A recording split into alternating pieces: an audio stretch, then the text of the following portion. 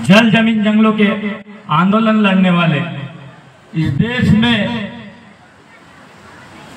वो आदिवासी की अस्मिता है उसको जगाने वाले आदिवासी महामानव क्रांतिवीर तंट्यावीर वीर बाबूराव शेडमाके, सिद्धू कान्हू और जिन जिन आदिवासी महामानवों ने इस देश के आदिवासी के हितों के प्रति, इस देश में आदिवासी के जल जमीन और जंगलों के प्रति लड़ाई लड़ी, उन सभी महामानव को मैं यहाँ से प्रथमतः कोटि कोटि अभिवादन करता हूँ। साथियों, आज विश्व आदिवासी दिन के उपलक्ष्य पर हम यहाँ एकत्रित हुए हैं।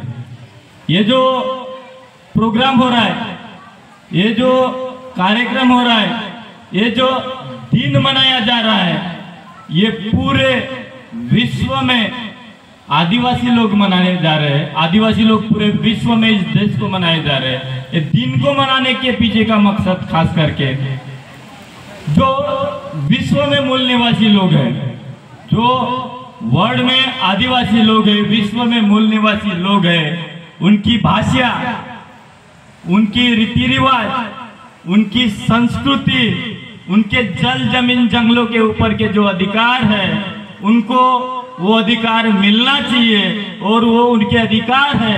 इसके जागृति के उपलक्ष्य में ये दिन हर पूरे भारतवर्ष में और विश्व में मनाया जा रहा है। आजकल में एक चर्चा चालू है, वो चर्चा पूरे देश भर में चालू है, यानी देश में जनगणना होने जा रही है। देश में जनगणना होने जा रही है और वो जनगणना के उपलक्ष्य में जो धर्म कोड की मांग पूरे देश भर में आदिवासी के संदर्भ में भी चालू है, उसके ऊपर मैं थोड़ा सा आपका ध्यान उसके तरफ आकर्षित करना चाहूँगा। थोड़ा लिहाज में तकलीफ जाएंगी, मुझे संभलने की और समझने की कोशिश करना आप, क्योंकि थोड़ा लिहाज मेरा हिंदी और मराठी उस साइड में जाएगा तो उसको संभालने की आप कोशिश करना। जैसे कि दीदी ने बोला है, यहाँ पे सीमाताई ने बोला है, आदिवासी इस देश का मूल मालिक है और आदिवासी इस देश का मूल निवासी और मूल मालिक है। और ये जो दिन मनाया जाता है, पूरे विश्व भर के जितने भी आदिवासी है, उनकी जो आदिवासी मूल निवासी सभ्यता है, जल जमीन और जंगलों के ऊपर उनके जो अधिकार है, सांस्कृतिक अधिकार है, उनकी बोली भाषा की संरचना है, उनका जतन करने हेतु ये दिन यहाँ पे मनाया जाता है। और देश में एक दूसरी साइड से एक पिक्चर चालू है देश में, जो धर्म का कालम मांगने की बात हो रही है। अभी आप एक तरफ से बोल रहे हो हम सांस्कृतिक लोग हैं, यहाँ पे उराव जनजाति ने बढ़िया सा एक सांस्कृतिक नृत्य सादर किए, उसके बाद दूसरा एक सांस्कृतिक नृत्य आया, उसके बाद जो यहाँ पे स्वागत के लिए जिन्होंने जो गीत सादर किए, वो गीत भी आपके कल्चर को दर्शाता है। उराव जनजाति का वो जो संगीत है, वो भी एक कल्चर को दर्शाता है। वो बच्चियों ने जो सांस्कृतिक नृत्य यहाँ पे सादर किया, वो भी संस्कृति को दर्शाता है। ना कि यहाँ पे कोई धर्म की बात हो रही है, ना कि यहाँ पे कोई दैववाद की बात होती है। यानी कहने का मतलब ये है कि आदिवासी संस्कृति जो है वो संस्कृतिवाद को दर्शाती है, वो कल्चर को दर्शाती है, वो विज्ञानवाद को दर्शाती है, वो कार्य कारण भाव को दर्शाती है, वो वास्तववाद को दर्शाती है। मतलब आदिवासी ना ही नास्तिक है ना ही आस्तिक है, तो आदिवासी क्या है? वास्तविक है। एक बाजू से हम बोलेंगे हम सिंधु घाटी सभ्यता के वारसदार हैं, एक बाजू से हम बोलते हैं कि हम सिंधु घाटी सभ्यता के वारसदार हैं। हम सिंधु घाटी सभ्यता के वारसदार। नंदा भाई भील के जजमेंट ने सुप्रीम कोर्ट ने माना है, आदिवासी इस देश का मूल मालिक है, मूल निवासी है, सिंधु घाटी सभ्यता का वारसदार है, सिंधु घाटी सभ्यता का वारसदार है। बावजूद आदिवासी को धर्म कोड मांगने की जरूरत क्या है? यार अपन मूल निवासी आदिवासी है, हम इस देश के मालिक हैं, फिर धर्म कोड की मांग क्यों करेंगे हम लोग? मैं समझ नहीं पा रहा हूं।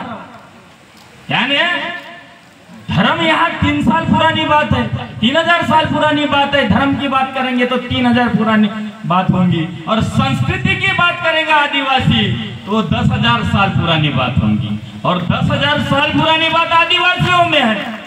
10,000 साल पुरानी वाली संस्कृति आदिवासी के भील में है, आदिवासी के गोंडी संस्कृति में है, आदिवासी के उराव कल्चर में है, आदिवासी के हलवा कल्चर में है, आदिवासी के गारो खासी जैतैया के कल्चर में है। इतनी बड़ी देन आदिवासी के पास है और कल्चर आदिवासी के पास है।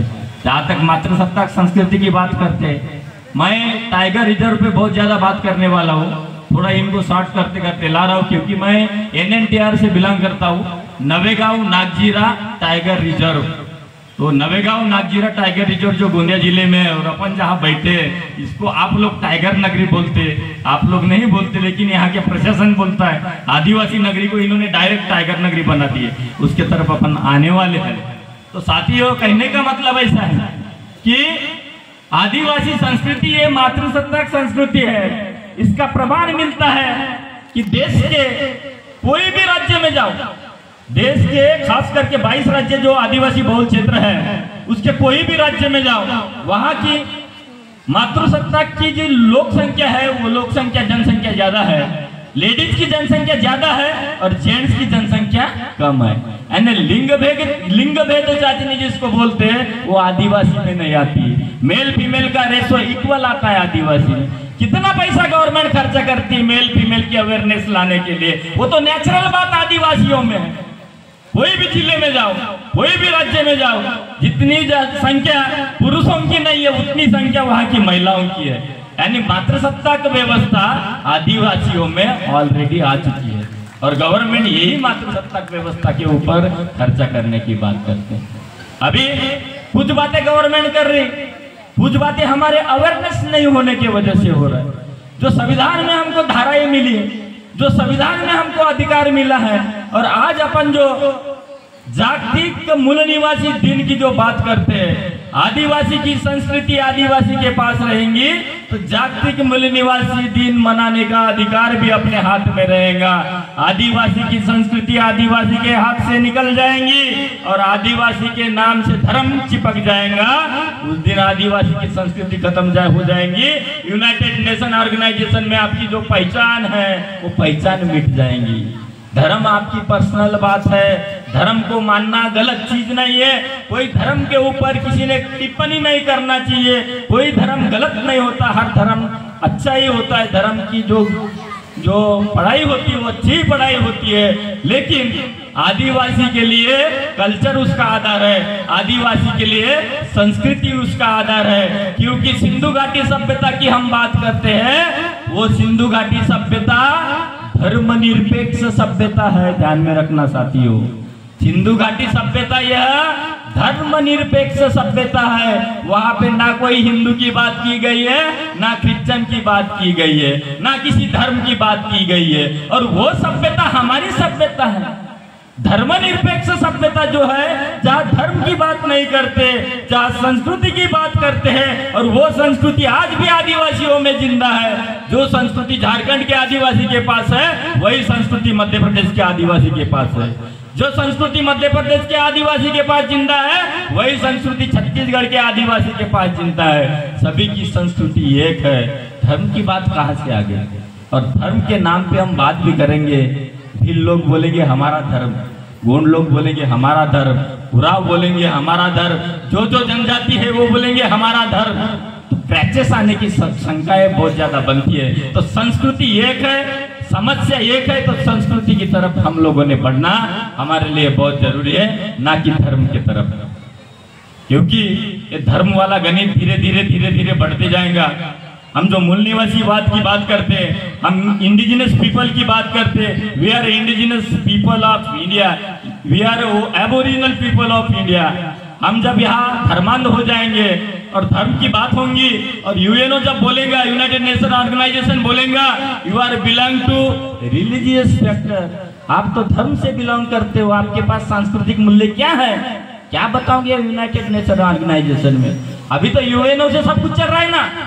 अभी देश के संविधान के ऊपर एक संविधान बैठा है, यूएनओ का संविधान, यूनाइटेड नेशन ऑर्गेनाइजेशन का संविधान बैठा है। वो जैसा बोलता है यहाँ की व्यवस्था करती है। और यहाँ के लोगों ने 1993 में इसके पहले ही बोल चुके कि भारत में आदिवासी नहीं रहते, और उसको आप और सपोर्ट करोगे।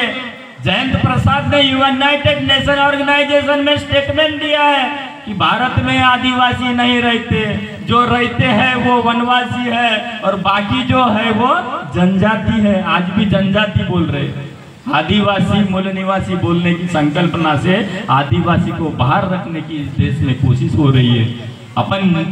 अपन मूल निवासी दिवस तो यहाँ मनाने की कोशिश कर रहे हैं, आदिवासी दिन तो यहाँ मनाने की बात कर रहे हैं, लेकिन जहां से आदिवासी दिन की उत्पत्ति होती है उस यूनाइटेड नेशन ऑर्गेनाइजेशन में इंडियन गवर्नमेंट बोलती है कि भारत में आदिवासी नहीं रहते, यहाँ जो रहते हैं वो वनवासी है और जनजाति है। ऐसे हालात में हमको अपने कल्चर को जिंदा रखना समय की जरूरत है। इस दिशा में हमको चलना है साथियों। दूसरी बात, ये जो टाइगर की जो बात हो रही है, टाइगर कॉरिडोर की जो बात हो रही है, आदिवासी ने बाघों को अपना भगवान माना है क्या नहीं माना है? महाराष्ट्र के TRTI में वाघदेव जिसको बोलते, मराठी में वाघदेव बोलते, गोंडी में उसको भुरगाल पेन बोलते, पेन व्यवस्था में उसको भुरगाल पेन बोलते। आप यहाँ क्या बोलते मैं नहीं जानता। बागेश्वर गोंडी में उसको भुरगाल पेन बोलते, मराठी में उसको वाघदेव बोलते। यानी शेरों को भगवान मानने का जो प्रघात है वो कल्चर है, वो अंधश्रद्धा नहीं है, वो साइंस है। क्योंकि टाइगर फूड चेन का पहला घटक है। आदिवासी की जो जो संस्कृति है, जो जो पेंठाना है, जो जो पूजा पद्धति है, जो जो रूढ़ी परंपरा है, उसके पीछे विज्ञान है, कार्य कारण भाव है।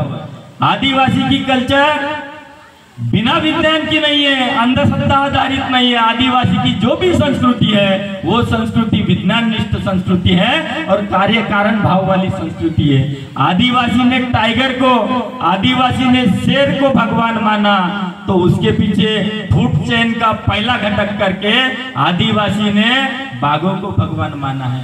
आदिवासी ने महुआ के पेड़ की पूजा की है। महुआ के पेड़ की पूजा महुआ के दारू के लिए नहीं की है। इस देश में जब चावल का रिसर्च नहीं था, मैं एग्रीकल्चर ग्रेजुएट होने के नाते आपको बता दूं, इस देश में जब चावल का रिसर्च नहीं था, धान नहीं था, पौधों गुट की मंडिया वाला स्टाइल नहीं था, उस पीरियड में जो महुआ होते थे, महुआ चुन चुन के महुआ खा खा के हमारी समाज व्यवस्था जिंदा रह करके उसने महुआ के पेड़ को अपना भगवान माना। इस देश में सोयाबीन का रिसर्च नहीं था, इस देश में सोयाबीन का रिसर्च नहीं था, ग्राउंड नट मूंगफली का रिसर्च नहीं था। तब हमारे लोग वो महुआ की जो बीजा होती है उसका आइल निकाल के उसकी सब्जी बनाते थे करके उसको आदिवासी ने भगवान माना।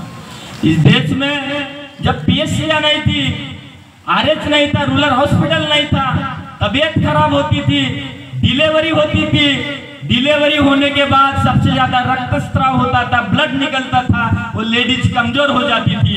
वो लेडीज कमजोर होने के बाद अभी भी दवाखाने में कौन सी दवा मिलती? आयरन की दवा मिलती ना, आयरन की गोलियां।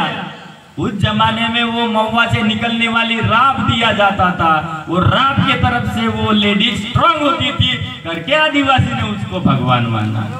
इस देश में जो पिंकू ग्राइप वाटर की बोतल है 90% अल्कोहल उसमें रहता है। छोटे बच्चों को हम पिंकू ग्राइप वाटर पिलाते हैं। पिंकू ग्राइप वाटर पिलाने के बाद वो बच्चे को बढ़िया सुस्ती आती है और बढ़िया वो सो जाता है। वो सो जाने की वजह से उसकी बॉडी की ग्रोथ अच्छी होती है और ग्रोथ अच्छी होने की वजह से उसकी हेल्थ अच्छी रहती है करके वो पिंकू ग्राइप वाटर उसको दिया जाता है। पिंकू ग्राइप वाटर में 90% अल्कोहल है। महुआ के दारू में तो वही है।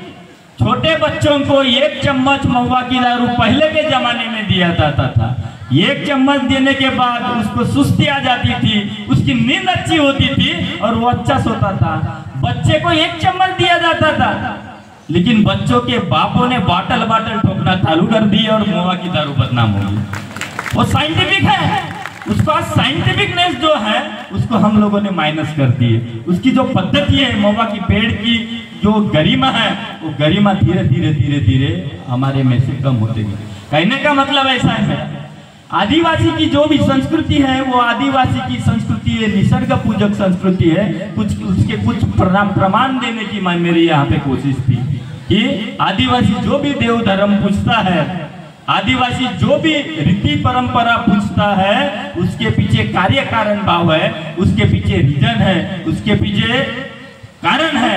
अपन ये अभी वो टाइगर कॉरिडोर की जो बात करते, इन्होंने रीजन क्या दिया है कि पूरी देश दुनिया में, मैं पहले ही बोला आपको, यूएनओ का जो मेमोरेंडम है, यूनाइटेड नेशन ऑर्गेनाइजेशन, जागतिक आदिवासी दिन, विश्व स्तर पे ये दिन को डिक्लेयर किया गया जागतिक आदिवासी दिन। अब विश्व स्तर पे जो गर्मी हो रही है, बहुत ज्यादा धूप चल रही है, इन्वायरमेंट खराब हो रहा है, ऑक्सीजन के जगह पे कार्बन डाइऑक्साइड चालू हो गया, ऑक्सीजन के जगह पे कार्बन डाइऑक्साइड का उत्सर्जन बहुत ज्यादा चालू हो गया देश दुनिया में, देशों के बाहर में। तो पूरे दुनिया के देश एक में आ गए, पूरे दुनिया के देश एक में आ गए। एक में आने के बाद वो सोच रहे, क्योटो करार कर रही है, 2008 में क्योटो करार हो गया। उसी तरह ये पूरा इनका प्लान चल गया कि इन्वायरमेंट पे अपने को कंट्रोल करना है, तो कैसा करना है। ग्लोबल वार्मिंग का इशू बढ़ रहा है, थोड़ा ग्लोबल वार्मिंग का इशू जो है वो समझने की आप कोशिश करो। यहाँ पे जितने साथी बैठे, पृथ्वी पे जितने भी जीव है, सभी जीव अपने बॉडी के माध्यम से कार्बन डाइऑक्साइड छोड़ते और ऑक्सीजन लेते हैं। वो ऑक्सीजन कहाँ से मिलता है? पेड़ पौधों से मिलता है, नेचुरल। और पेड़ पौधों से मिलने वाला जो ऑक्सीजन है, दिनों दिन उसकी मात्रा कम होते जा रही है और कार्बन डाइऑक्साइड की मात्रा ज्यादा होते जा रही है। अब इस बात को समझो, कार्बन डाइऑक्साइड का उत्सर्जन करने वाला आदिवासी है क्या? यानी इस देश में, दुनिया में आदिवासी जहाँ रहता है, सबसे ज्यादा पेड़ पौधे कहाँ पे है? आदिवासी एरिया में। जहाँ पे आदिवासी रहता है वहाँ जंगल है, जहाँ पे आदिवासी रहता है वहाँ जमीन है। आप राजस्थान जाके देखो ना, राजस्थान में तो पूरा रेत ही रेत है, फिर भी वहाँ का डूंगरपुर बांसवाड़ा एरिया जाओगे तो वहाँ पे जंगल ही जंगल है। यानी इस देश में जंगल को किसने संभाल के रखा? आदिवासियों ने संभाल के रखा। फिर ग्लोबल वार्मिंग के नाम पे आप आदिवासी को विस्थापित करोगे तो वहाँ जंगल कैसे बचेगा? अभी भी जंगल कहाँ पे है? जहाँ आदिवासी है वहीं पे जंगल है ना भाई। जहाँ आदिवासी है वहीं पे जंगल है, और उस जंगल को कायम करने के लिए, ग्लोबल वार्मिंग को कंट्रोल करने के लिए, जागतिक उष्णता बढ़ जो चल रही है उसको नियमित करने के लिए आप टाइगर रिजर्व बना के वहां से आदिवासी को विस्थापित करने की बात करोगे तो ये आदिवासी के लिए ही घातक नहीं है, तो पूरे देश के लिए घातक है, पूरे समाज के लिए घातक है, पूरे विश्व के लिए घातक है। इससे तकलीफ आदिवासी को ही नहीं, आदिवासी का यो दिन सालों साल सर्वाइव कर रहा है। और ये हमको मिले हुए अधिकार खैरत में मिले अधिकार नहीं है, ये फुकट में मिले अधिकार नहीं है, ये पूरा देश आदिवासियों का देश था। आप इतिहास के पन्ने पलटा के देखो, आप इतिहास के पन्ने पलटा के देखोगे, उधर चिल्का मांझी के आंदोलन को हम देखते हैं, बिरसा मुंडा के आंदोलन को हम देखते हैं, तंटे भील के आंदोलन को सेंट्रल इंडिया में देखते हैं, सिद्धू कानू के आंदोलन को हम देखते हैं।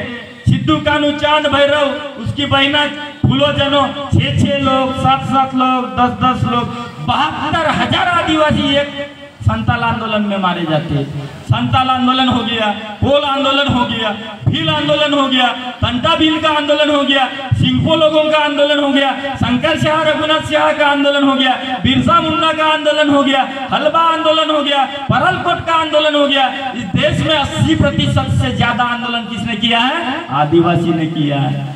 एसपीटी एक्ट ब्रिटिश गवर्नमेंट ने दिया था। एसपीटी एक्ट यानी क्या? Santhal Pargana tenancy act. आदिवासियों के परागना थे, आदिवासियों के अधिकार थे, आदिवासियों की खुद की भूमि यहाँ हुआ करती थी। ये पूरे जो राइट्स थे वो पूरे अधिकारों को डॉक्टर बाबा साहेब आम्बेडकर और जयपाल सिंह जी मुंडा के माध्यम से भारत के संविधान में संजोया गया, तब जाके हमारे 5वीं अनुसूची और 6वीं अनुसूची की बात अपनी हो रही है। अभी तक हमको 5वीं अनुसूची और 6वीं अनुसूची समझा ही नहीं है। हम 5वीं अनुसूची और 6वीं अनुसूची के षड्यंत्र की बात जब करते हैं, ये देश में, ये जो मध्य प्रदेश में आप बैठे हो, मैं ये बात इसलिए बोल रहा हूँ, जो समस्या मध्य प्रदेश में है वही समस्या महाराष्ट्र में है। आप जहाँ पे मध्य प्रदेश में बैठे हो और यहाँ बैठ के आप बोल रहे हो कि 5वीं अनुसूची और 6वीं अनुसूची ऑटोमेटिकली गवर्नमेंट लागू कर देंगी, तो ऐसा नहीं होगा साथियों। उसके लिए समझना होगा ये देश में शुरू से ही षड्यंत्र होते आ रहे। देश स्वतंत्र होने के बाद 1953 में जस्टिस फजल का जो आया था आयोग, जिसको बोलते थे राज्य पुनर्गठन आयोग, राज्य पुनर्गठन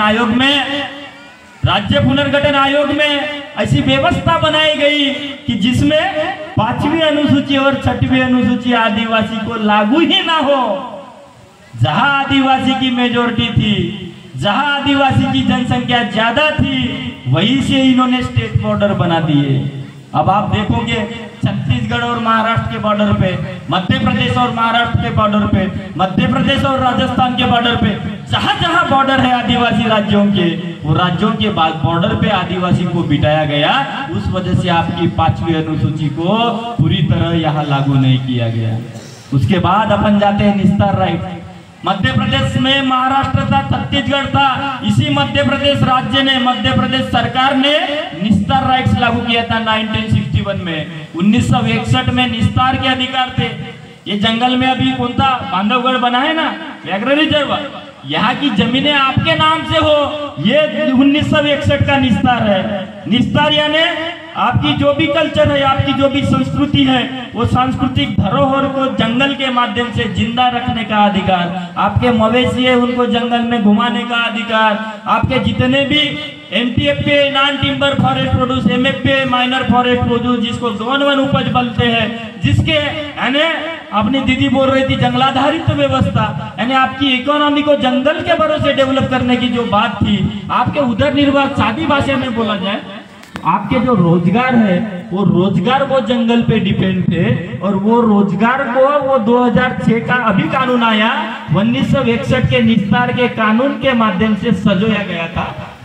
वो कानून को 1972 में यहाँ की गवर्नमेंट ने खत्म कर दिया, वाइल्ड लाइफ प्रोटेक्शन एक्ट लाया। बाद में 1980 में वन संरक्षण अधिनियम आता है। बाद में 1996 में पेशा कानून आया। तो आपके मध्य प्रदेश में पेशा कानून अभी 2022 में लागू कर दिए। पेशा कानून लागू करने के बावजूद उसके नियम अभी तक बने ही नहीं है। सरकार दरबार पे उसके नियम अभी तक बने ही नहीं है। जो बैकलॉग था ट्राइबल का, वो बैकलॉग भी खत्म हो गया, यानी पेशा कानून को भी यहाँ निरस्त कर दिया। उसके बाद 2006 में जो कानून आया, मैं कल पूछ रहा था, मैं इधर के कुछ गांव गया महाराष्ट्र के, और ये बात तो समझो, आप अभी भी कर सकते हो, महाराष्ट्र के एक तहसील के 122 गांव को वनाधिकार कानून के माध्यम से हर एक गांव को लगभग 1000 एकड़ जमीन बांटी गई बोले तो उनके नाम से की गई। तो 2006 का जो वनाधिकार कानून है उसके माध्यम से किया जाता है वो। और आपके तरफ यदि वनाधिकार कानून 2006 का इंप्लीमेंट नहीं हुआ है तो निस्तार पत्रक को समझ के, उस कानून को समझ के जितना जल्द हो सके आपको वो कानून का इम्प्लीमेंटेशन करना बहुत जरूरी है। क्योंकि अभी तक इन्होंने 58 टाइगर रिजर्व बनाए हैं। कितने टाइगर रिजर्व बना है? 58, 58। पूरे भारत भर में 58 व्याघ्र प्रकल्प बनाए, व्याघ्र रिजर्व बनाए। और वो 58 व्याघ्र रिजर्व खास करके कौन से एरिया में बना है? आदिवासी बहुल क्षेत्रों में बना है। रोज का एक आदमी को शेर खा रहा है, यानी बाघ खा रहा है। रोज का एक आदमी को बाघ मार रहा है, यहाँ नहीं मारेगा तो वहां मारेगा, वहां नहीं मारेगा तो वहां मारेगा, यानी रोज रोज आदिवासी इसका शिकार हो रहा है। और ये प्रॉब्लम सिर्फ आपके मध्य प्रदेश का नहीं है, तो पूरे भारतवर्ष का प्रॉब्लम है। इसको आप, इसके अगेंस्ट में आपको अपन को फाइट करना बहुत जरूरी है। और ये सब जो इशू है, इंटरनेशनल लेवल के जो इश्यूज है, यहाँ की कार्यकारिणी बहुत स्ट्रांग है। कल रात में हम बैठे थे, दादा लोग समझते हैं सब्जेक्ट को। तो ये जो इंटरनेशनल लेवल के जो इशू है, अब हम जब जागतिक आदिवासी दिन मनाने लग गए तो जागतिक लेवल पे अपने को सोचना बहुत जरूरी हो गया, यानी जागतिक लेवल पे, यूएनओ के लेवल पे सोचना बहुत जरूरी हो गया। जिस दिन यूएनओ के कॉन्स्टिट्यूशन में बोला जाएगा, अभी तक तो बोले ही नहीं है, अभी तक आदिवासी को आदिवासी, इसकी यहाँ की व्यवस्था ने यूएनओ में अभी तक आदिवासी को आदिवासी बोला ही नहीं है। इसके पहले भी मैं बता चुका हूँ। लेकिन जिस दिन बोलेगा उस दिन अपने पास वो कल्चर को संजोए रखना बहुत जरूरी है, और वो बोलने लायक पर्याप्त परिस्थिति वहां निर्माण हो। हमने नागपुर में पिछले बार वही कोशिश किए थे। यूएनओ का इंडिजिनस फोरम का जो फुलमत चौधरी साहब है चीफ, उनको हमने बुलाए थे और ये बात बोले थे कि भारत में आदिवासी रहते हैं, इस आदिवासी को यूएनओ में आइडेंटिफाई किया जाए। यूएनओ यदि इसको आइडेंटिफाई करते कि भारत में मूल निवासी आदिवासी रहते हैं तो उनके इंडिजिनस राइट्स अपने को मिल जाएंगे। नहीं तो कहीं से भी उठाओ, कहीं से भी भगाओ। आप बोलने को तो बोल देते हम मूल मालिक है, हम मूलवासी आदिवासी है, मूल मालिक है, लेकिन ऐसा आपके बातों पर से दिखता नहीं, आपके हलचल से लगता नहीं। आदिवासी को कहीं से भी उठाओ और कहीं से भी बिठाओ वाला काम चालू है। इस देश में 3,500 बड़े डैम बने हैं विस्थापन की। हम जब बात करते हैं इस देश में विस्थापन की, हम जब बात करते हैं 3,500 से ऊपर जितने भी डैम बने हैं उसमें सबसे ज्यादा विस्थापन 80% विस्थापन आदिवासियों का हुआ है। यहाँ पे जितने भी माइनिंग चालू है देश में, पूरा माइनिंग पे बैठा हुआ इंसान कौन है? वो आदिवासी है। और अभी माइनिंग खत्म हो गया, डैम का गणित खत्म हो गया, तो इन्होंने टाइगर के नाम पे ये गणित ला लिया। और टाइगर का भी गणित काय के लिए? ऑक्सीजन पार्क बनाने के लिए। पिछले बार कोरोना आया था ना, कोरोना से कंट्रोल करना है तो हमको ऑक्सीजन पार्क बनाना पड़ेगा, और ऑक्सीजन पार्क बनाना है तो आदिवासी को विस्थापित करना पड़ेगा, और आदिवासी विस्थापित हो जाएगा तो उसकी संस्कृति जिंदा रहेगी क्या? आप अपने आप को मूल निवासी आदिवासी बोल पाओगे क्या? आप अपनी धरोहर को संभाले रख पाओगे क्या? आप अपनी कल्चर को संभाले रख पाओगे क्या? ये बहुत बड़ी चैलेंज अपने सामने है। और हमारे लिए ये जो संवैधानिक अधिकार मिले हैं, अपने लिए जो सांस्कृतिक अधिकार मिले हैं, ये ऐसे इजीली मिले हुए अधिकार नहीं है। इसके लिए हमारे महापुरुषों ने, हमारे महामानवों ने, हमारे क्रांतिकारियों ने बहुत बड़ी अपनी प्राणों की आहुति दी, तब जाके ये अधिकार मिले हैं। हम छोटे छोटे षड्यंत्र के लिए, छोटे छोटे अपने स्वार्थ के लिए, यानी षड्यंत्र को ही हम अपना सहयोग बना ले, षड्यंत्र को ही अपने लिए इस्तेमाल कर ले, तो उससे अपना कल्चर खत्म होने वाला है। अपने आने वाली जनरेशन को जिंदा रखना है तो ये पूरे संस्कृति को संभाल के रखना होगा, अपने आंदोलन को संजोए रखना होगा, अपने इतिहास को संजो के रखना होगा। और इनके अगेंस्ट में आने वाले दिनों में अपने को जुडिशियली भी जाना है। आज बहुत बड़ा सम्मान किया जाने, धन्यवाद देता हूँ मैं ऑर्गेनाइजर लोगों को। जैसी अपनी रैली निकली थी तो एसडीएम महोदय को वो ज्ञापन सौंपा गया, जिला स्तर का ये ज्ञापन है। इस ज्ञापन को राज्य स्तर पर बढ़ाया जाए, इसी ज्ञापन को देश स्तर पर, राष्ट्र स्तर पर बढ़ाया जाए, और यही अपना शिष्टमंडल जो है ये नेशनल लेवल पर, इंटरनेशनल लेवल पर बढ़ाया जाए। और इसके माध्यम से आदिवासियों के जो मूलभूत अधिकार है, आदिवासियों का जो कल्चर है, आदिवासियों की जो संस्कृति है, उसको संभाला रखा जाए। और ये जो टाइगर रिजर्व वाला जो गणित है, इसको कैसा फाइट करना है, बहुत सारी बातें ऐसी है कि हम मंचासीन होके बातें नहीं कर सकते। बहुत सारे बातें हमको रणनीति की तहत करना पड़ेगा। बिरसा ब्रिगेड हो गया, गोंडवाना के ग्रुप हो गए, भिले ऑर्गेनाइजेशंस के ग्रुप हो गए, जो भी उराव ऑर्गेनाइजेशंस के ग्रुप हो गए, पूरे भारत भर में जो भी इंटेलेक्चुअल ऑर्गेनाइजेशन चलते हैं, वो सभी ऑर्गेनाइजेशन ने समाज की व्यवस्था को, समाज के युवा साथियों को साथ में लेके चलना होगा। क्योंकि हमारे युवा साथियों का मैं महाराष्ट्र में भी देखता हूँ तो खास उनका आकर्षण खास स्पोर्ट कबड्डी में एक रहता है और वो मांदरी नाचने में रहता है। अभी यहाँ पे रेला नाचते क्या नाचते पता नहीं, रात भर 5-5 दिन नाचने वाला जो गणित है, कल्चर के लिए ठीक है, नाच गाना संस्कृति संजोए रखने के लिए ठीक है, लेकिन वैचारिक लेवल पे वो युवा आने की कोशिश नहीं करता। तो युवा साथियों से भी मेरी विनती है, युवा साथी भी ये प्रवाह में आने की कोशिश करेंगे। बिरसा मुंडा ने जो आंदोलन हमें दिया है, झलकारी बाई ने जो आंदोलन हमको दिया है, रानी दुर्गावती ने जो आंदोलन हमको दिया है, डॉक्टर बाबा साहेब आम्बेडकर ने जो आंदोलन दिया है, महात्मा ज्योतिराव फुले ने जो आंदोलन हमको दिया है, तिलका मांझी ने जो आंदोलन हमको दिया है, कान्हा भगत ने जो आंदोलन हमको दिया है, वीर बाबूराव शेरमागे ने जो आंदोलन हमको दिया है, क्रांतिवीर तंटाबिल ने जो आंदोलन दिया है हमको, उस आंदोलन को कायम करना है, उस आंदोलन की दिशा में चलना है। यही बात यहाँ पे करते हुए मेरे बातों में कल्चर के बारे में मैं कुछ बातें रखने की कोशिश किया, क्योंकि मैं सच्ची बात करने की कोशिश किया। मैं कहीं लालीपाप लगाऊंगा और भीली धर्म की बात करूंगा, गोंडी धर्म की बात करूंगा, सरना धर्म की बात करूंगा, ऐसा मैं नहीं समझा। मैं गोंडी कल्चर को बहुत मानता हूँ, क्योंकि यहाँ की इंडिजिनस कल्चर है। गोंडी भाषा भी जो बनी है वो भी एक रिसर्च करने लायक बात है। पोसागा को उषा बांधता, तारा जाड़ी पीर बांधता, पंछी जैसा बोलता है वैसी लैंग्वेज बनी है। मैं कल यहाँ पूछा यहाँ के जो पंछी है उनके आधार पे गोंडी भाषा बनी है। यहाँ की जो नदियां हैं उसके आधार पे गोंडी भाषा बनी है। यहाँ पे जो झोपड़ी है उसके आधार पे गोंडी भाषा बनी है। यहाँ पे जो पेड़ है उनके आधार पे गोंडी भाषा बनी है। यहाँ पे जो जानवर है उसके आधार पे गोंडी भाषा बनी है। मैं साथियों से पूछा कर, भाई बोला सीताफल को गोंडी में क्या बोलते हैं? गोंडी लैंग्वेज की जब बात चल रही थी तो हमको ये रिसर्च करना बहुत जरूरी है। सीताफल को गोंडी में क्या बोलते हैं? अंग्रेजी में तो उसको कस्टर्ड एप्पल बोलते हैं, हिंदी में उसको सीताफल ही बोलते हैं। फिर गोंडी में भी कैसा सीताफल बोलेंगे भाई? गोंडी तो इंडिजिनस लैंग्वेज है। यदि गोंडी इंडिजिनस लैंग्वेज है तो सीताफल विदेशी फल है, ये आपको मानना पड़ेगा और ये रिसर्च की तरफ आपको बढ़ना पड़ेगा।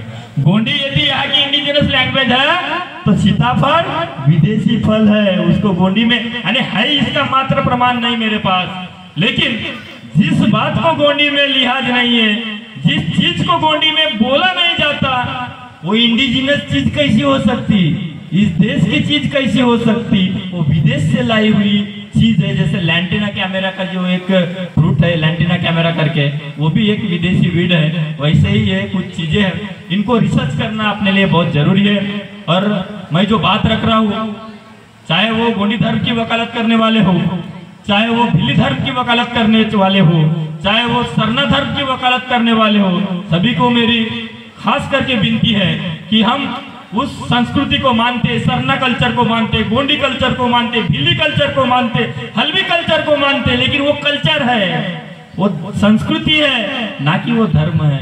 और सिंधु घाटी के सभ्यता के आपको वंशज यहाँ बने रहना है तो आपको संस्कृति को संजय रहना रखना पड़ेगा, ना कि धर्म को। इस बात को समझने की कोशिश करोगे, यही आशा के साथ मैं यहाँ आया हूँ। मैं मेरा जितना आपने मुझे समय दिया, मुझे सुना, इसके लिए धन्यवाद। और मेरे से जो बातें थी, जो आपके साथ करना चाह रहा था, कुछ मंचासीन बातें नहीं है, वो बातें मैं नहीं रखा। जो आपके साथ करने लायक बातें थी वो रखने की कोशिश किया, आपने मुझे सुना। इसके लिए आयोजक मंडल, आप सभी उमरिया वासी, जो भी प्रोग्राम हुआ, बहुत खास प्रोग्राम उमरिया में, यानी मेरे को भी ऐसा गदगद लग रहा था, अंदर से फीलिंग हो रहा था मैं अपने लोगों में हूँ। यानी बहुत दिन से तकलीफ यार, इधर ऐसा हो रहा है, उधर वैसा हो रहा है, उधर वैसा हो रहा है, लेकिन आज आपका जब माप देके तब ऐसा लगा कि आदिवासियत है जिंदा, एक साथ आदिवासी आता है, वो यानी मैं भी महसूस किया। आपने मुझे सुना, उनके उसके लिए आप सभी का धन्यवाद कहते हुए मैं आपसे विदा लेता हूँ। जय सेवा, जय जोहार, जय